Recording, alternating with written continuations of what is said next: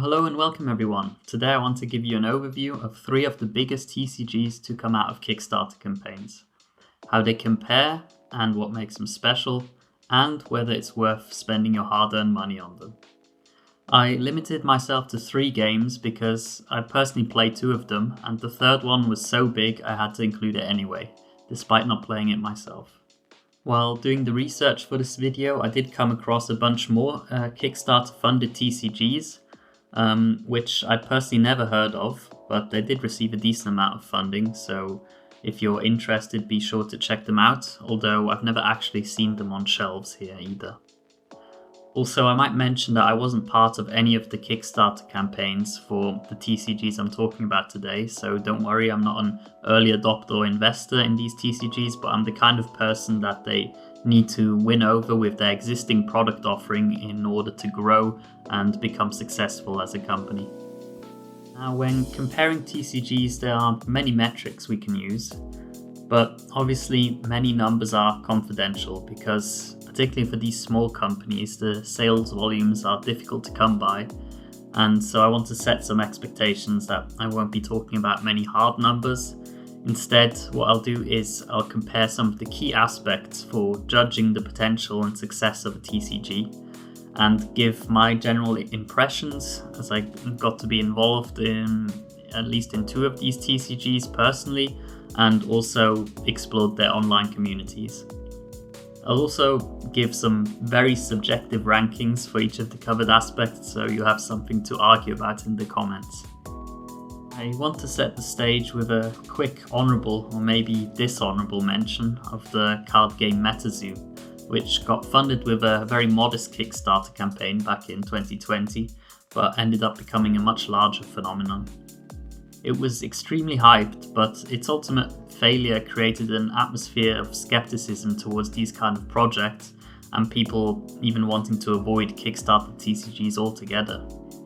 So this is basically to say that besides having people that will invest in your game and buy boxes to sit on, there needs to be also an organic demand and an actual player base to sustain your game over an extended period of time.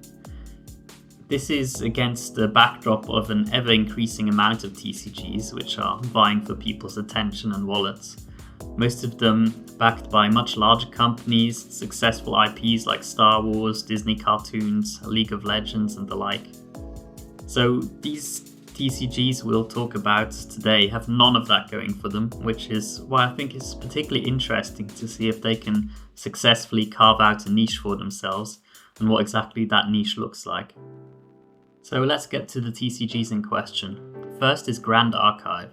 It's an anime TCG with Western design, as is their branding calls it, and it's produced by Weebs of the Shore, a little in-joke on Wizards of the Coast there, which produce Magic.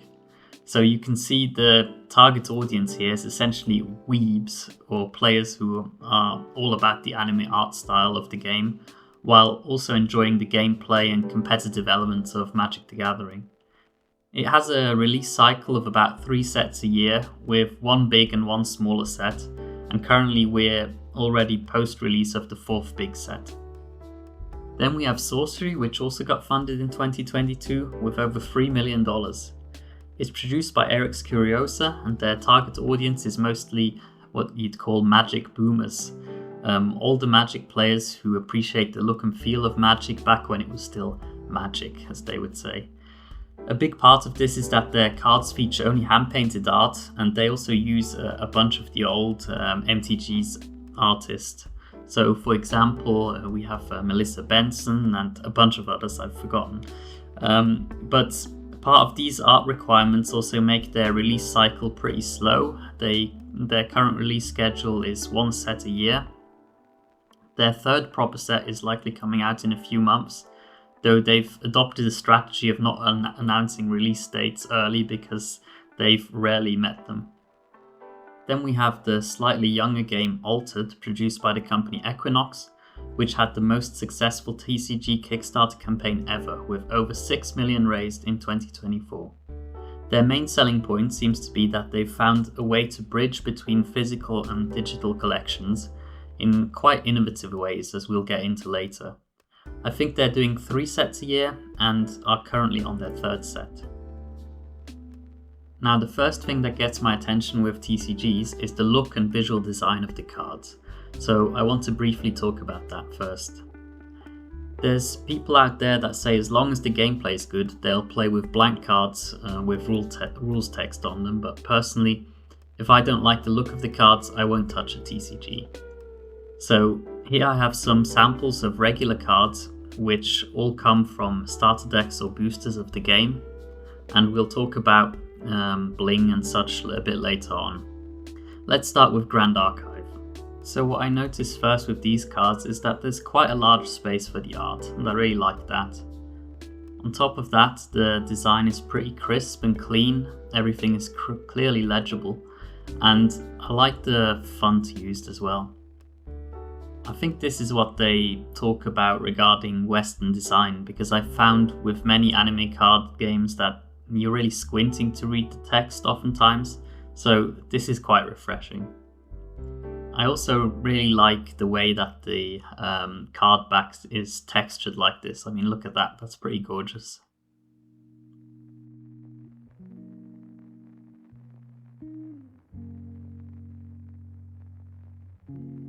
We obviously have different colors for each element, as you can see on the border here.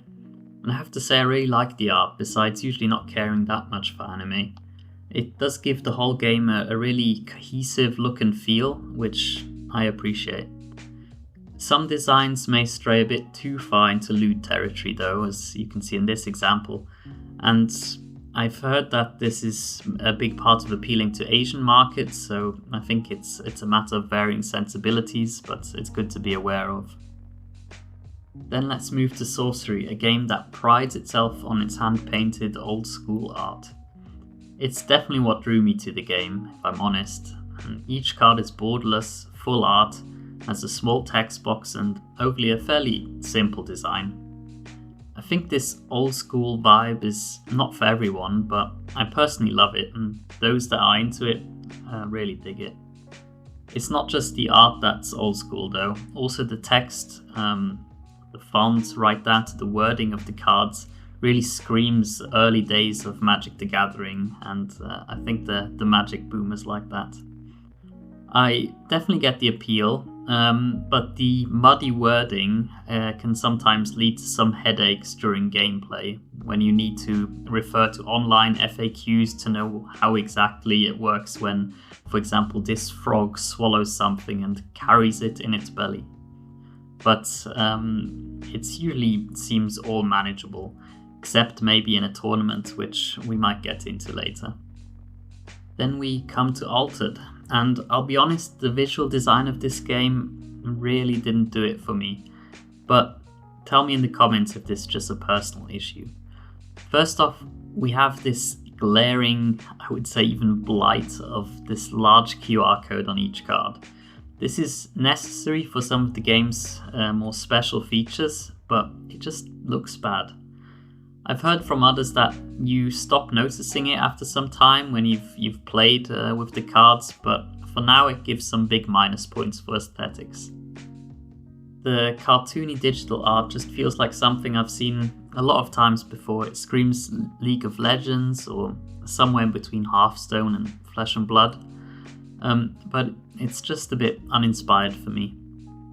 And I know you can make much of the same arguments for the anime art of Grand Archive, but maybe because I usually don't deal with anime TCGs, I find it a bit more refreshing. The overall card design is perfectly serviceable. I think it blends well with the visual style of the game. It's clean, and so that all works pretty well. I have some further gripes with the design choices though. So each rare in the game is basically an altered version of a common card that also exists in the same set, but just slightly better in terms of game mechanics. And as you can see, it's also borderless and has a slight difference in art. See if you can spot them. But essentially it means that there are fewer unique art pieces in the game. And because if each rare is just a slightly modified common, it does feel somehow less special. Also, it means your deck will be forced to play a mix of bordered commons and borderless rares, which is just not ideal. We'll get to the unique rarity later in a segment. So in the end, for aesthetics, Sorcery clearly comes out on top for me, and Altered is at the bottom. Quality is an underappreciated but still important part of TCGs, because very different results can be achieved whether costs are cut in manufacturing. This can lead to really noticeable quality differences, such as strong card warping, particularly in foils, cards even being damaged straight out of the booster packs, and for TCGs that are just starting out, they can also initially struggle with some of these aspects. For Grand Archive, the cards feel quite nice. I would say about average quality for a TCG. I haven't seen much off-center printing, scratching or edge damage, and the card back actually gives really quite a premium feel over other TCG cards. But I don't think the card stock is particularly great. You do also see some slight warping sometimes, even in non-foil cards. For Sorcery, I would say there's quite a high variance between the initial print of the game. The card stock feels average to slightly flimsy, but what you can notice in particular with the beta set is that between printings the card saturation changes quite dramatically as they're fiddling with getting the right settings. In the first printing of beta, I also noticed pretty bad edges for my cards, which apparently has also since improved. While I'm happy to cut these companies some slack that it takes time to get it right, but to be honest, if you're charging $150 per box, I'd expect that you'd have this kind of thing, pretty well figured out beforehand. Finally, Altered cards have a slightly more glossy finish to them, and the cardstock feels really quite decent though.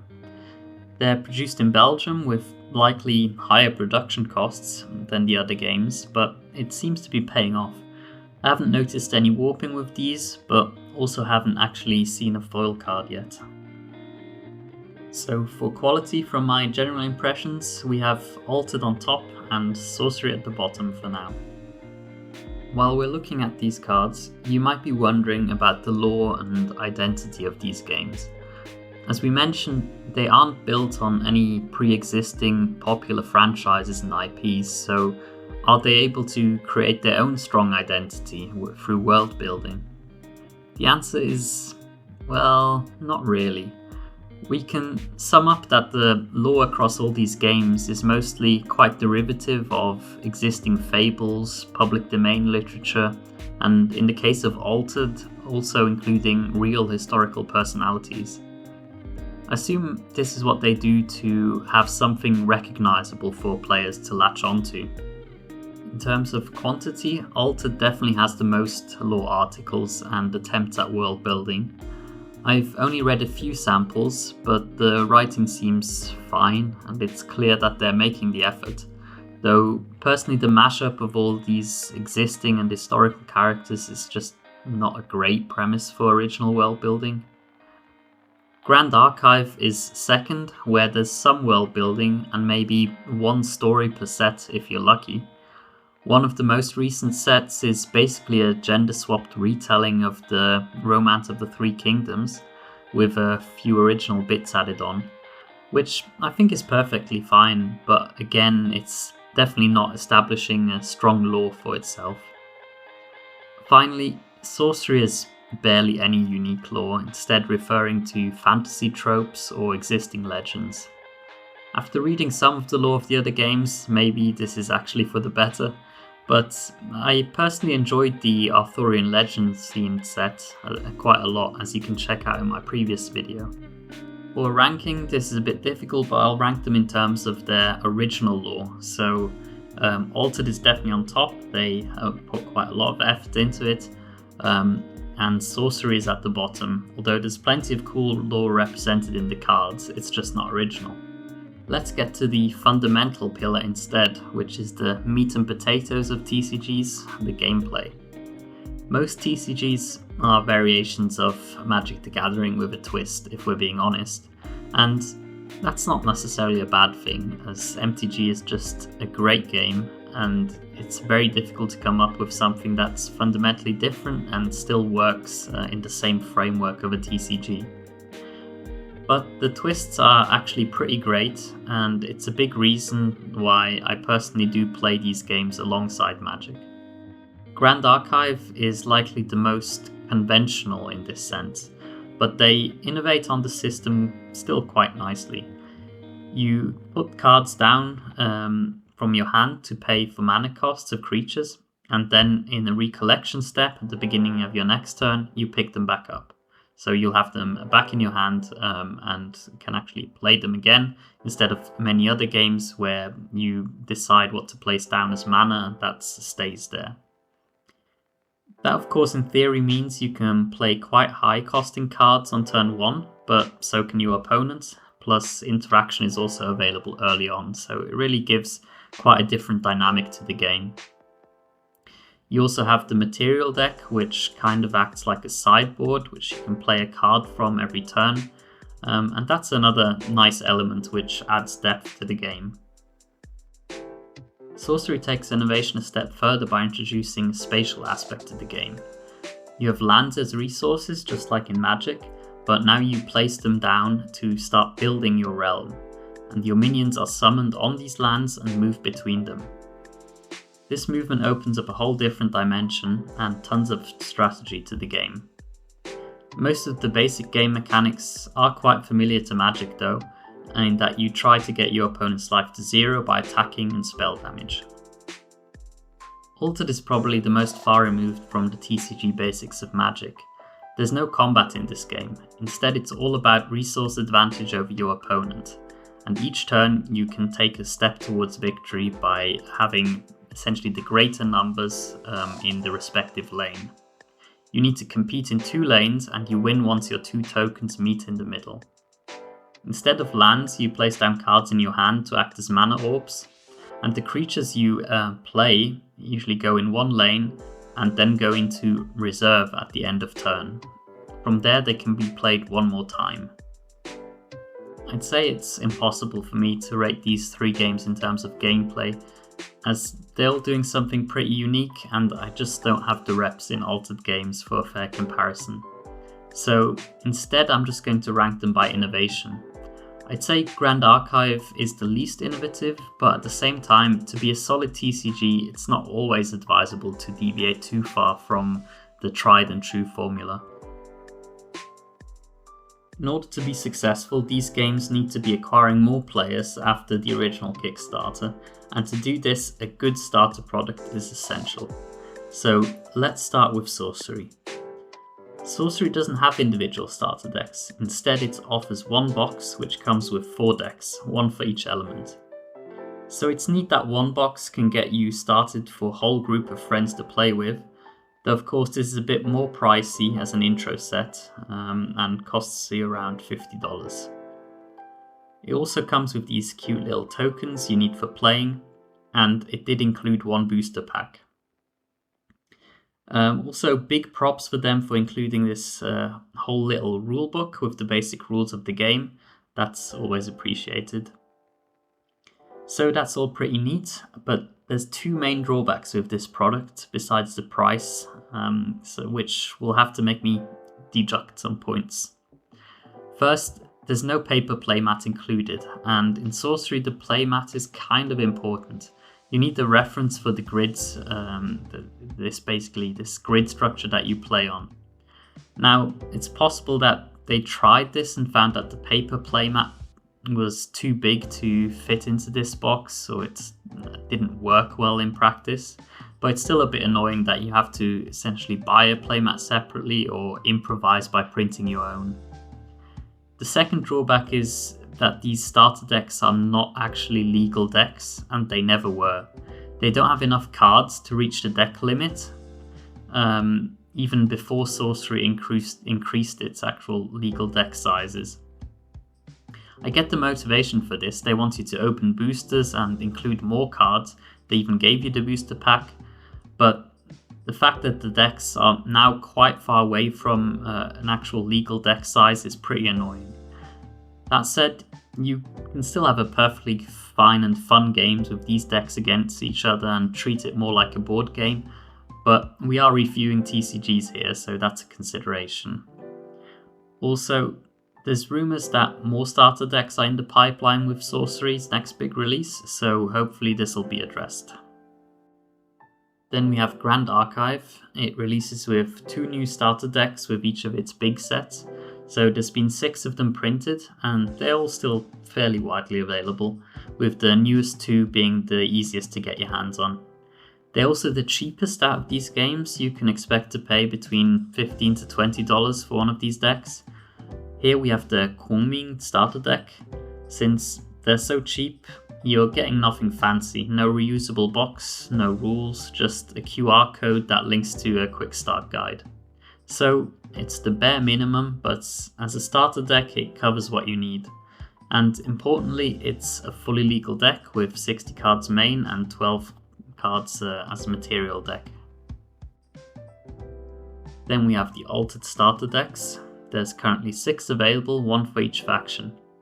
This is similar in price to Grand Archive at around $20, but it is a more comprehensive offering. You get a printed quick start guide with really all the information you need to get started. You get also a bunch of tokens to track different game states. Plus you get a paper playmat, which in this game is also neat to have. If you already have a playmat, you just flip it over and hang it up as an art print. I picked up the Izmir starter deck, which was visually the most appealing faction to me. The deck is only 40 cards, but that's the legal deck limit for altered, so all good there. So that's easily puts altered on top in my book, and I did decide to put Grand Archive over Sorcery just because I think it's important to have a cheap way to acquire a legal deck to get started in local tournaments. While we're on the topic of price, generally the price of products is a similar ranking to the starter product, at least here in Europe. I can find altered boxes discounted at similar price to Grand Archive at about $100, while they have more boosters than Grand Archive. I believe MSRP is higher though, and in the US you can get Grand Archive quite a bit cheaper than here, so probably there you would flip the ranking. Finally, Sorcery goes for at least $150 for beta and about $130 for 24 packs of Arthurian Legends. I'd expect these to roughly translate into single prices, but of course there's other factors involved here which I can't get into in this video. I'd say the price of meta decks are relatively comparable between games and typical for TCGs a few $100s. Also for Altered, I saw that prices are highly variable depending on the amount of unique cards or the type of unique cards you include, but this is a topic we're going to get into. Let's quickly cover availability because MSRP doesn't matter much if the product is out of stock and gets scalped, which essentially means that people buy up most of the product to resell at much higher prices. Some of these games definitely had issues with this in the past. I know from Sorcery that the first waves of beta were hard to find. However, they've proven to be quite open to printing and basically printing to demand, and the scalpers, well, I'm not very happy about it, but it's definitely the right move in terms of doing the right thing by the players. Recently there's been an uproar though regarding Sorcery because the Dragon Lord set, which is similar to a Secret Lair if you know that in Magic, basically it was much more limited than people expected, and the company is terrible at communication, not letting people know whether there's going to be any more printed, so that's not a great look. Grand Archive reprint sets in what they call Altered Edition, which is like First Edition but with different fancy versions to the First Edition ones. And these sets are essentially print to demand, so again, there might be some windows of short supply, but the product is generally available. Altered I know least about here, but from what I can tell, all regular sets are currently available, except maybe some Kickstarter exclusive stuff. When talking about singles, both Grand Archive and Sorcery are available on TCG Player in the US.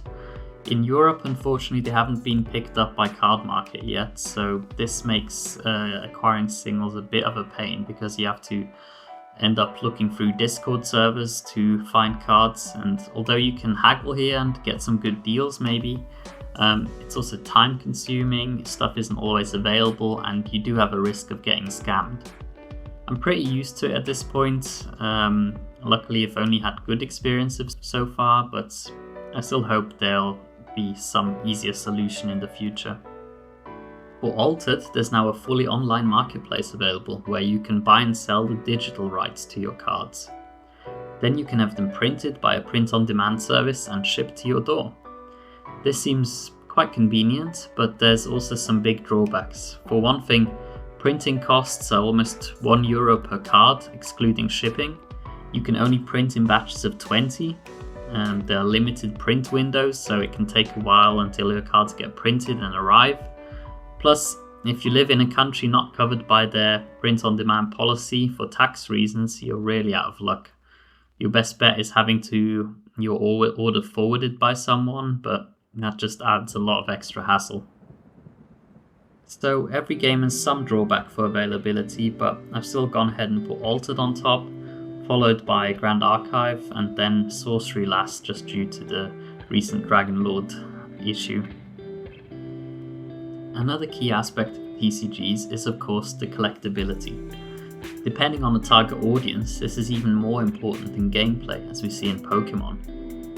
I'm definitely more on the gameplay side, but I do understand that this is important, and I do have some collections of my own, so I am still interested in this side of the hobby. So let's talk about the special or bling cards of the game. It should be noted that for all these games, foil cards are still at quite a premium. While other games went overboard with foils, these obviously set out not to repeat that mistake, at least from the get-go. You'll only find a few foil cards per box, if any, so they remain special. But on top of that, each game has also included some special collectible elements, which we'll get into. Let's start with Grand Archive. So here you see an example of a regular foil. It's nice, but quite basic, nothing to write home about. I haven't noticed much curling, which is a plus.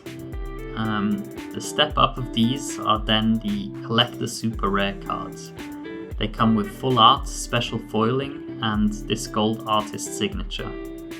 They run between roughly $100 and close to $1,000 depending on playability, because in Grand Archive people still, seek to bling out their decks and not just having a collector's piece usually.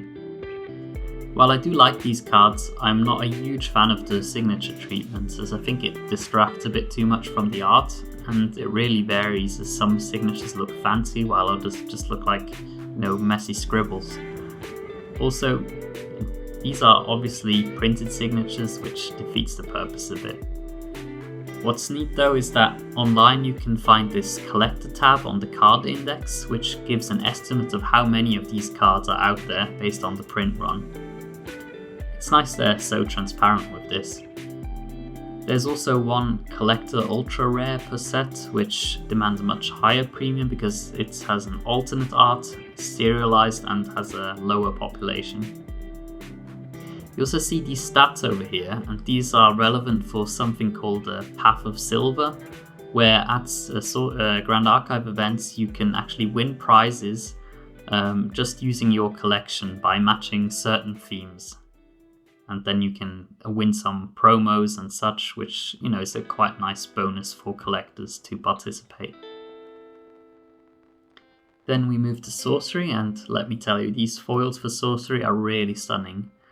They really pop, they aren't cloudy as you see from some other games, and so props to the team for this. I hope it captures well on the camera. They also have this raised silver text as a bonus, and the foil also has a full art on the back, so sometimes it even reveals stuff that's hidden under the text box. Now, as good as these foils look, the full art back is sometimes annoying because you have to be very careful to use completely opaque sleeves, otherwise you might be accused of cheating. Also, this raised lettering I feel would make these marked cards by the strict standard of other card games, at least in competitive play.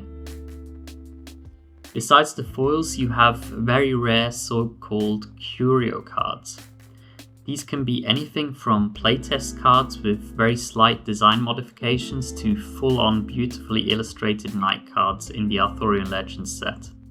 I'm a bit torn on these curios, because the good-looking ones are amazing, but so rare that the average player won't be able to afford them, while the others are just kind of whatever. I mean, I suppose as long as somebody is ready to pay a premium for these, it's still a nice jackpot to open in your pack. Finally, we have Altered, and interestingly, Altered doesn't have any foils in the packs. Instead, you can open a foiler card of a certain rarity, which allows you to foil one of the cards in your collection, meaning you have to order it through print on demand, and so unfortunately I can't show you one here. What's neat about this is that basically you get the foil that you want, not just a random one. But on the other hand, you are having to go through extra hoops and pay on top to get the card, which is a bit of a pain. It also means that these foils are not very collectible, I assume, because everyone will be able to foil whatever they want, just as long as they open the same foiler. However, Altered has another unique spin on collectible cards. 1 in 8 packs contains a unique card, and the twist here is that they are truly unique, and I mean mechanically. They do something that no other card in the game does, and you're the only one that owns this card. Now, for many invested TCG players, alarm bells must be going off at this point, but I'll get into that later. Being the sole owner of a mechanically unique card definitely does make it very collectible, but personally the gameplay is not what collectability should be focused on. So this is my personal ranking on the collectability of the games.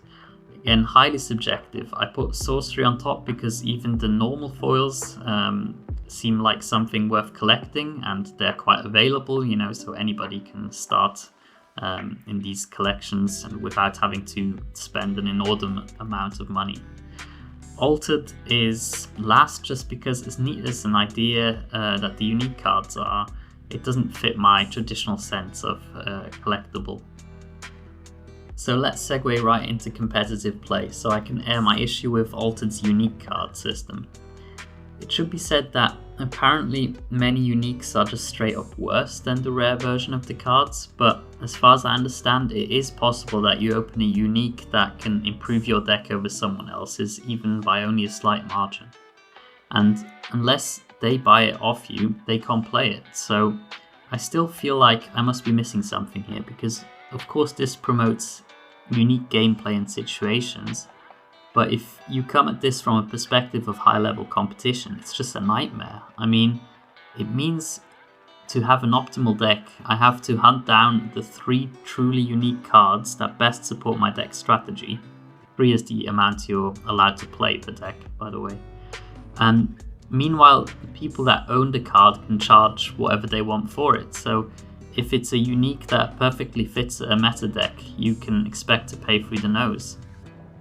Still, there does appear to be an existing competitive scene for Altered and tournaments. There's apparently a World Championship coming up, and qualifiers are being run at a local level. Another point to mention is, due to the hybrid digital and paper nature of this game and the ability to print cards, they frequently do erratas instead of bannings, because they have the tools to do that. I've mixed feelings about this, meaning you have to scan your cards to get their updated rules versions or order the new versions printed, which is not ideal. Grand Archive seems most solid in terms of its competitive scene. There are so-called ascents all around the world, and while their max attendance numbers are like 300 to 400 players in the US and Asia, it's still quite a bit below the Magic GPs of old, but it's still quite healthy. They also have plenty of coverage from these events, which you can watch live or online after they happen. I also think the style of gameplay works pretty well for competitive play.